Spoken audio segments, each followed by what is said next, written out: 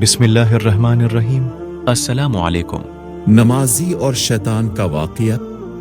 एक शख्स अंधेरी रात में फजर की नमाज पढ़ने के लिए घर से निकला। अंधेरे की वजह से इसे ठोकर लग गई और वो मुंह के बिल कीचड़ में गिर गया।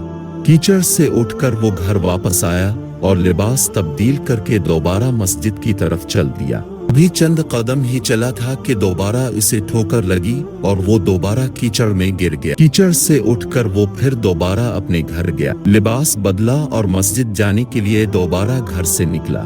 जैसे ही वो अपने घर से बाहर निकला तो इसके दरवाजे पर उसे एक शख्स मिला जो अपने हाथ में रोशन चिराग थामे हुए था। चिराग वाला शख्स चुपचाप नमाजी के आगे मस्जिद की तरफ चल दिया। इस मर्तबा चिराग की रोशनी में नमाजी को मस्जिद पहुंचने में किसी दुश्वारी का सामना नहीं करना पड़ा। वो खैरियत से मस्जिद पहुंच गया।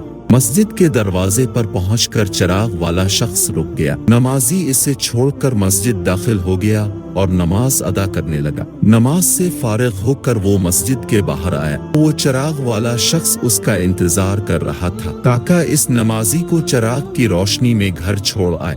जब नमाजी घर पहुंच गया तो नमाजी ने अजनबी शख्स से पूछा, आप कौन है? अजनबी बोला, सच बताऊं तो मैं इब्लीस हूँ। नमाजी की तो हैरत की इंतहा ना रही। इस अजनबी की ये बात सुनकर नमाजी सोचने लगा, इब्लीस शैतान कैसे मुझे मस्जिद तक छोड़ सकता है? उसका काम तो लोगों को बहकाना है। तो इस शख्स ने बड़ी हैरत के साथ इब्लीस से पूछा, तुझे तो मेरी नमाज रह जाने पे खुश होना चाहिए था, मगर तुम तो चिराग की रोशनी में मुझे मस्जिद तक छोड़ने आए। इब्लीस ने जवाब दिया कि जब तुम्हें पहली ठोकर लगी और तुम लिबास तब्दील करके मस्जिद की तरफ पलटे तो अल्लाह ताला ने तेरे सारे गुनाह मुआफ फरमा दिए।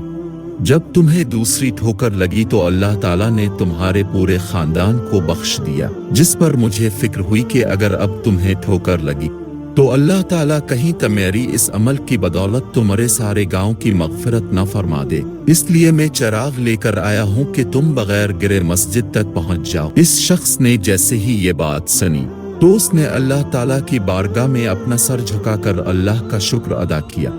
तो दोस्तों, ये है हमारे रब की शान। सुभान अल्लाह।